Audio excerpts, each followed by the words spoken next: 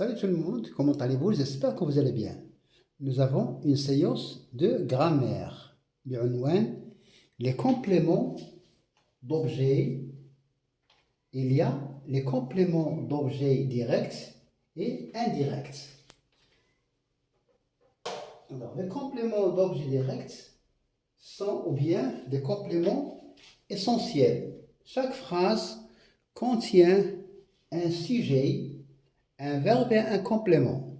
Le complément peut être soit direct, soit indirect. Le complément d'objet direct, il est suivi, il n'est précédé par aucune préposition. Nous avons contacté tous les joueurs. Nous avons contacté, alors il n'y a pas de préposition entre tous et contacté. Nous avons contacté qui? Nous avons contacté tous les joueurs. Voyons ici. Il m'a donné de ces nouvelles. Il m'a donné, on n'est pas quoi? De quoi? Il m'a donné. Il m'a donné de ces nouvelles. Donc nous avons ici la préposition de après le verbe. Deuxième phrase, l'écrivain a terminé son roman. On pose la question, l'écrivain a terminé quoi? L'écrivain a terminé son roman. Donc son roman, c'est un complément d'objet direct.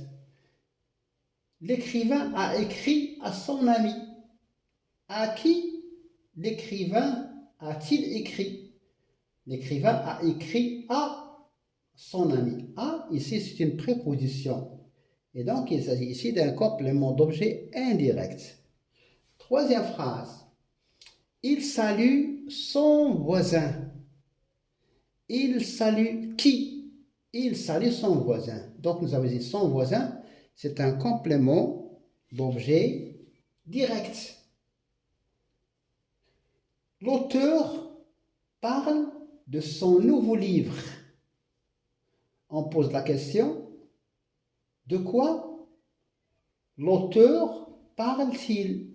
L'auteur parle de son nouveau livre.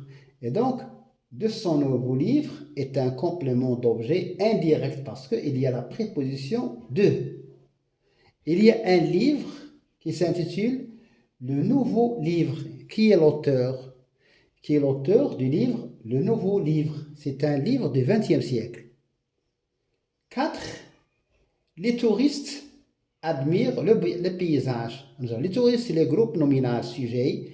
Nous avons admire, c'est le verbe, et le paysage, c'est le complément d'objet direct ou bien le complément essentiel. Alors, on pose la question, les touristes admirent quoi? Les touristes admirent le paysage. Donc, le paysage, c'est un complément d'objet direct. Le paysage, il complète le verbe. L'ouvrier se rend à son travail. Nous avons ici, l'ouvrier se rend à son travail à où? On pose la question, où l'ouvrier se rend-il? Il se rend à son travail à, ici c'est un complément indirect. 5. Les visiteurs ont fait leur valise. Les visiteurs ont fait quoi? Les visiteurs ont fait leur valise. Leur valise, c'est un complément d'objet direct. Les visiteurs, c'est le sujet, d'accord? Le verbe faire au passé composé. Les visiteurs ont fait leur valise. Il me parle de ses voyages. Il me parle de quoi? Ici, de ses voyages, c'est un complément d'objet indirect parce qu'il y a la préposition de. Alors, le complément d'objet indirect, et souvent on le repère à partir, grâce à la préposition de. Chaque matin, c'est un indicateur de temps, chaque matin, les touristes visitent le barrage. Que visitent les touristes chaque matin? les touristes visitent le barrage. Donc le barrage, c'est un complément d'objet direct. Il n'y a pas de préposition ni à ni de. Elle profite de l'occasion. Elle profite de l'occasion. Alors la question, pour savoir est-ce qu'il s'agit d'un complément d'objet direct ou indirect, on pose la question, hein, de quoi elle profite? Ou bien de quoi profite-t-elle? Elle profite de l'occasion. De, ici, c'est une préposition. Le jeune garçon lit un roman d'aventure. Alors, le jeune garçon, c'est le sujet. Lit, c'est le verbe lire. Un roman d'aventure, c'est un complément d'objet direct. On pose la question, que lit le jeune garçon? Le jeune garçon lit un roman d'aventure. Alors, le roman d'aventure ici, c'est un complément d'objet direct ou bien un complément essentiel. Bien un complément essentiel. Cet été, il a appris à nager. Cet été, c'est un indicateur de temps. Et il a appris à nager. Il a appris à quoi? D'accord? Il a appris quoi? Il a appris à nager. Ici, à. C'est la préposition. Il a appris à nager. Dernière phrase. La louve défend ses petits. La louve, c'est la femelle du loup. La louve défend ses petits. La louve défend qui? Alors on va dire la louve défend ses petits. Alors ses petits, c'est un complément essentiel. C'est un complément essentiel ou bien un complément d'objet direct. Dernière phrase concernant l'indirect. Il parle de moi à son patron. Parfois une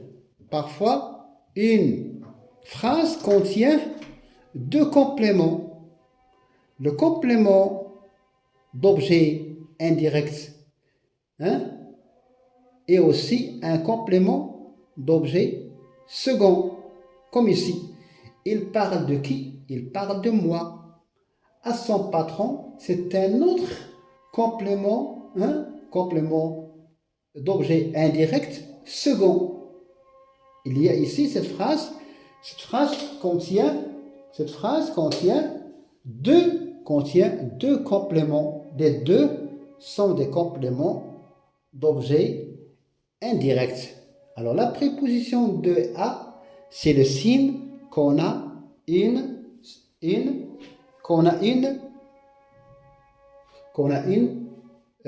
phrase indirecte ou bien directe. Alors toujours la phrase pour développer une phrase. La phrase contient un verbe et un sujet. Parfois, on peut ajouter d'autres